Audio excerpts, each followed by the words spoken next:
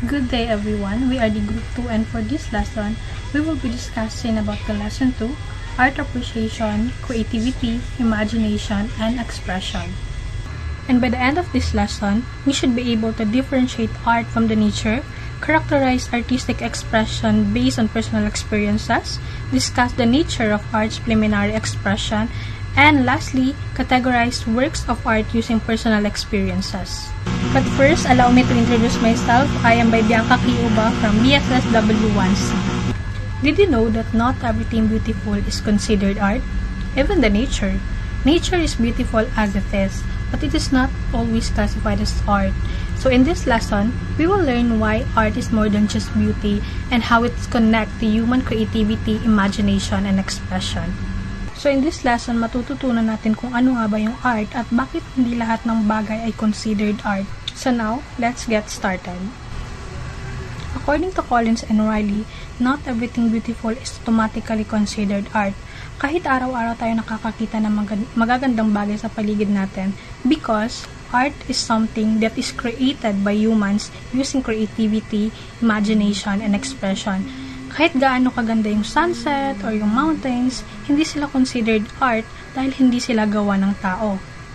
Kahit yung mga photos or sketches ng nature, hindi rin palaging considered art yung mga yon dahil nire-record lang nila kung ano yung nag-e-exist na. An artist may be inspired by the nature, pero gumagawa pa rin sila ng sarilang ideas and ng forms para ma-express yung mga bagay na nakikita nila sa paligid nila. So in simple words, nature is something that already exists without human effort. For example na lang nito is yung mga mountains, yung mga sunset, yung flowers, lahat ng yon is an example of nature. While art naman is something created by human to express ideas, feelings, or meaning. Now that we know the difference between art and nature, let's see how we as a viewers also play a role in art appreciation. Like what I've said earlier, not everything can be classified or considered as an art. Same with the artist. Not everyone can be considered as an artist, pero as a viewer, pwede nating i-appreciate yung art. Kahit hindi tayo marunong gumuhit or hindi tayo marunong mag-paint, we still interact with art in our everyday life. For instance, kapag bumibili tayo ng gamit or ng sapatos, is hindi lang naman presyo yung tinitignan natin. We also examine the design, the quality, and kung maganda ba talaga siya para sa atin. And through this process, we already judging what is beautiful or not, and what is poor quality and good quality. And this shows us na even tayo as an ordinary people, we have the ability to appreciate art. And because of this, we all have a role in the field of art appreciation kahit na hindi tayo artist at kahit ordinary tao lang tayo. Now, let's talk about how John Paul Sartre describes the role of art as a creative work. Si John Paul Sartre is a famous French philosopher year 20th century. He explained that art is creative work that shows the world in a completely different perspective. According to him, ang art is nagre-reflect sa human freedom, and bawat artwork has its own kind of beauty based on how the artist sees the world. So this shows us na ang art is not just about creating something pretty, but also expressing unique ideas and different perspectives. However, some people are blind to the beauty in the artworks. Only those who have developed a sense of appreciation can truly experience and understand art the way the artist intended to. So dahil dito, maraming mga artworks ang mga hindi masyadong napapansin, and as a result, yung mga artists is hindi sila nagkakaroon ng enough credit and marami silang namimiss na opportunities and hindi masyado sila nare-recognize. According naman kay Collins and Riley, refining one's ability to appreciate art is very important dahil hindi lang basta dapat makikita yung isang artwork. Dapat naiintindihan din natin kung ano yung purpose nito and kung ano yung meaning nito. Kapag marunong tayong mag-appreciate ng art, makikita natin kung bakit siya ginawa ng artist, kung paano niya ginamit yung mga kulay, yung mga lines, yung mga hugis, and yung mga form para maipakita yung idea and yung feelings ng art na yon. Minsan, ang contribution ng isang artist ay hindi agad napapansin. May mga artist na inaabot ng matagal na panahon bago ma-recognize yung gawa nila or yung art na ginawa nila. And dito na pumapasok yung art appreciation. Because of art appreciation kasi, is hindi lang niya tinutulungan yung audience, kundi tinutulungan din nito yung art na ma-develop and kung paano nga natin pahalagaan yung art. So, sa madaling salita, kapag may refined sense tayo, is mas na-appreciate natin yung isang art as mas naiintindihan natin yung value at yung kagandahan ng artwork na to. And of course, mas nakaka-relate tayo doon sa creativity ng artist or nung gumawa ng art na yan. Now, let's explore the role of creativity in making the art and bakit nga ba siya importante. Creativity is important lalo na sa paggawa ng art kasi ito yung nagsiset apart ng isang artwork sa iba. Kumbaga, siya yung nag-differentiate sa creativity or sa artwork ng iba. Ibig sabihin, hindi lang basta ginagawa yung art, kundi iniisip din ng artist kung paano siya magiging unique at hindi siya maging kaparehas ng mga nag-exist ng mga artworks. Creativity helps solve problems, combine function and style, and mas gawing enjoyable yung experience ng mga viewer. A creative artist does not just copy or imitate another artwork. So, kahit yung art is inspired sa nature or sa ibang artworks, pinapasok pa rin nila yung sarili ng ideas, yung sariling style nila, and yung personality nila sa paggawa ng art nila. And because of this, bawat creative piece is may sariling uniqueness talaga sila at identity. Pero minsan, yung pagiging creative is very challenging siya, especially kung yung especially maraming mga ideas or mga artwork na nag-e-exist na. Halimbawa na lang ito is yung campaign slogan na "It's More Fun in the Philippines" ng Department of Tourism. So, very popular siya noong 2011, pero later on nalaman na meron para siyang similar slogan which is Switzerland noong 1951.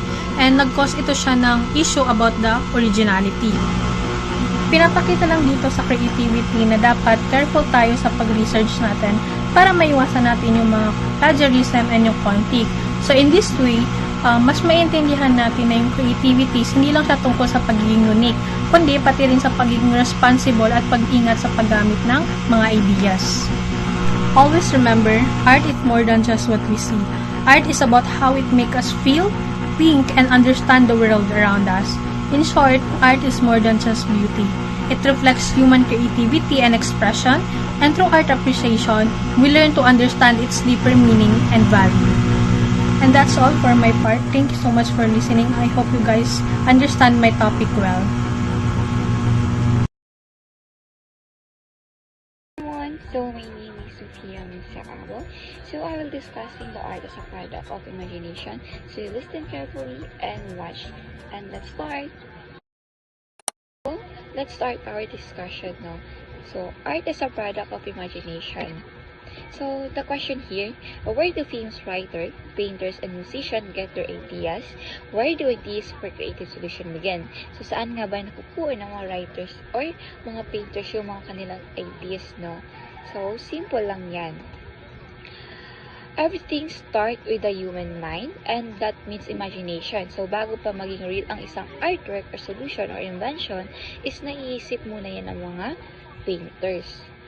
So, dito nga sa art as a product of imagination, imagination as a product of art, no? According kay Albert Einstein, imagination is more important than knowledge because knowledge is limited. Pero, imagination has no boundaries, no? Kaya through imagination, people are able to think beyond imagination.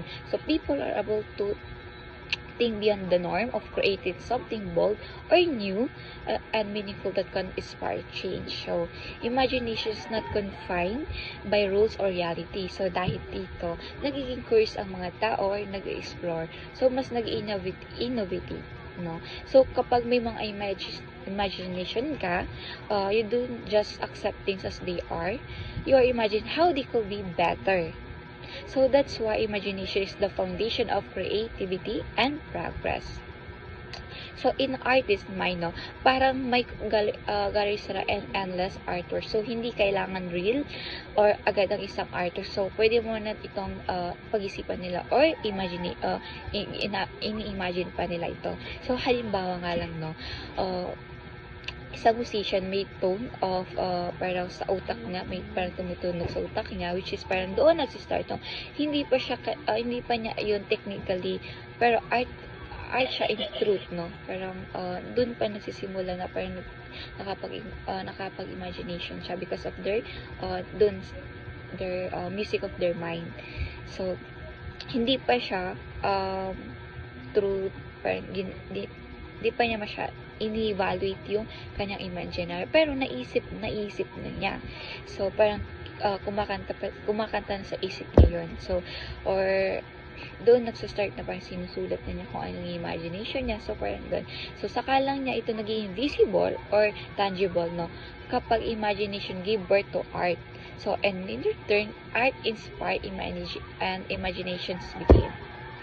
Now, imagine yourself, no, in the room na puro white and walls, no, imagine yourself na parang doon sa isang room na puro walls, na walang mga creativity, no.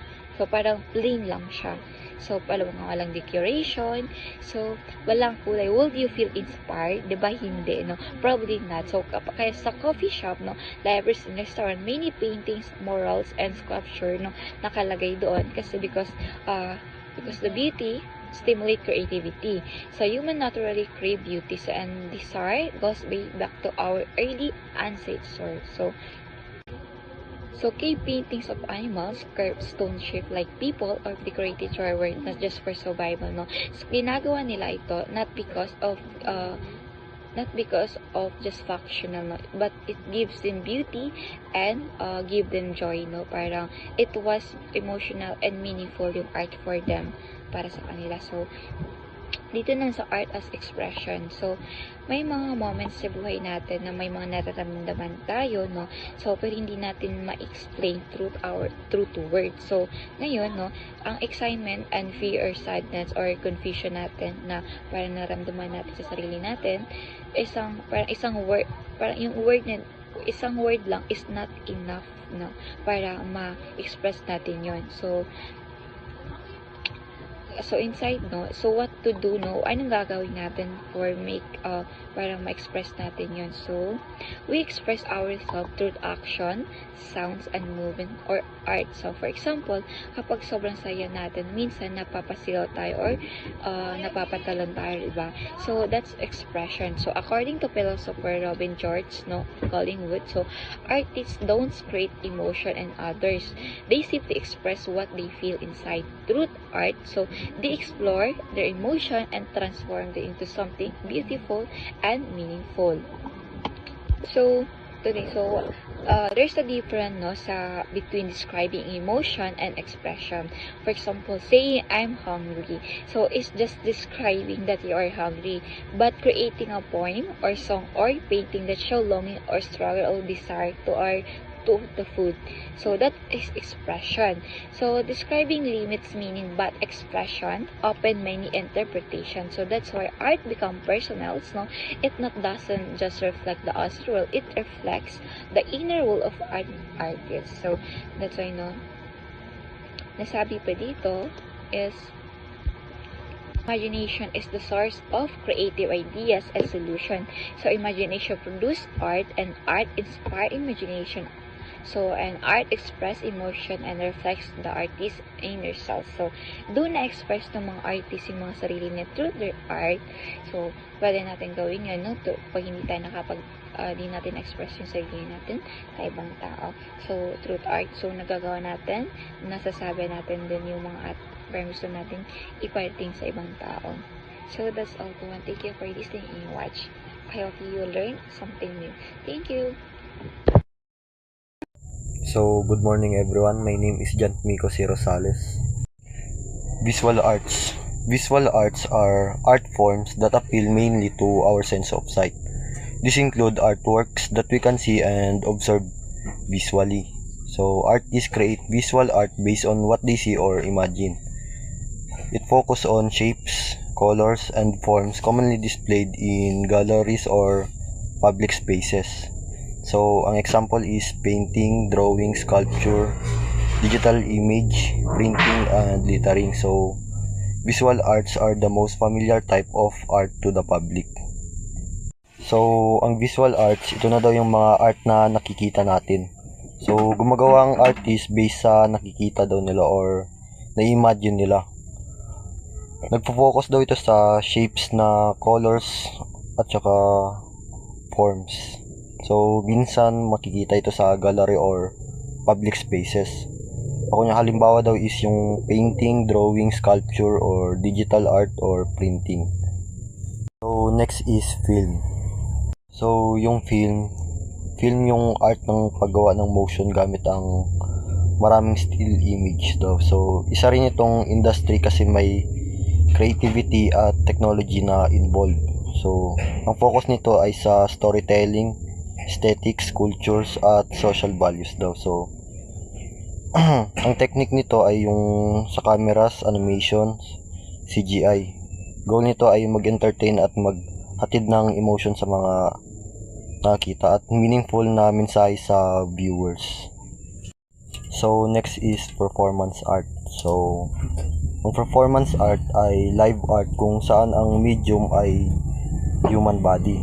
So, ginagawa ito live sa audience at pwedeng may movement, sound, props, o visual. So, ang important elements daw dito ay yung time, place, performer, at audience relationships. So next is poetry performance. So, ang poetry performance ay art gamit ang spoken words. So, pinipili ang words para ma-express ang emotion tulad ng joy, love, anger. Pwede rin gamit ang voice, tone, movement, intensity para mas artistic. So, mas nagkakaroon ng value ang poem kapag na-perform siya. Next is architecture. So, architecture ay art ng paggawa ng maganda at functional na building. Pero hindi lahat ng building ay architecture. So, ang important elements nito ay yung planning, constructions, at saka design. So, nag-focus to siya sa forms, lines, colors. So, kapag balance ang kagandahan at functionality ng nagiging architecture ang building. So, ang conclusion ay maraming forms ng art. So, pwedeng nakikita, naririnig, pinapanood, or na-experience live, pati pwede ring building. So, lahat ng art forms ay layuning mag-express ng creativity, meaning, at human experience. So, good day everyone. I am Heidi and I will be continuing discussing about the ways of expressing ourselves through the art. So, now let's talk about dance. So, dance is a series of movement that follows the rhythm of music. So, it is often debated whether dance is an art form, but we can clearly see that through dance, we can express our feelings, we can express true emotions, and express our thoughts, and experience it without using words. So, dancing is also creative activity because it allows freedom of movements. So, even if there is a choreography, dancers are fully limited with rules. So, the steps are maybe planned, but the dancers' emotions, styles, and interpretations are the reason why it is called an art. So, in artistic way, dancers are free to create and invent movement as long as they find them peaceful and meaningful. So, this freedom to express feelings and ideas is what makes dance a true art form. So next, we have literary art. So literary art use word as its main to express thoughts, emotions, and ideas. Unlike painting or music, writers use language to communicate deeply with the readers. However, not all writing is considered literary art. So literary art goes beyond academic professionals and journalistic writing. It does not simply aim to inform, but to express creativity, emotions, and imaginations. Writers are not limited to strict formats or rules. Instead, they use unique styles and creative language to leave an emotional impact on the reader. So we have here an example. So we have The Little Prince by Antoine. So this literary art uses simple language to express deep ideas about love, life, and human relationship. So next example, we have Romeo and Juliet by William Shakespeare. It shows how literature can express intense emotions like love and tragedy to poetic dialogue. So these are considered literary art because they do more than to tell story. They touch emotions and provoke thoughts and use creative language. So now let's talk about theater. So theater is a live performer present in a large scale of audience. So similar to filmmaking, theater also uses several elements such as acting, lighting, gesture, props, and many more. Theater also uses script, although they should not be confused with literary art and theater because theater is a live performance while literary art is written.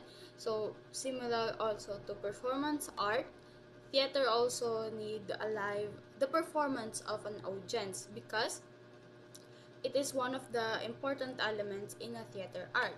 So some of the genre of theater include drama, musical, tragedy, comedy, and improvisations. So we have some example here. First is the Kabuki theater. So Kabuki theater is a traditional Japanese theater known for its dramatic acting, colorful costume, and stylized movements. Next, we have the Sarsuela. So Sarsuela is popular in Philippines. So it is a Filipino musical theater that combines acting, singing, and dancing to tell stories about the love, culture, and society. So lastly, we have applied art. So applied art is focused on incorporating styles and design into everyday object to increase their aesthetic value while being functional. So artists in this field aim to make useful item into more attractive, comfortable, and meaningful. So, some of example of applied arts is fashion designs, interior designs, industrial designs, and graphic designs. So, unlike fine arts, which mainly focus on beauty, applied arts combine functionality and aesthetic. So, artists carefully choose materials, techniques, and design based on. So art is a product of human creativity, imagination, and expression. Artists may be inspired by nature, experience, or other artwork, but they always have their own ideas and perspective that what makes their artwork unique. So not everyone can be artist, but everyone can be a spectator of art.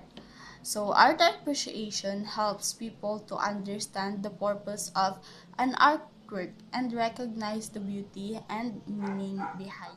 So creativity is what separates one artwork from another.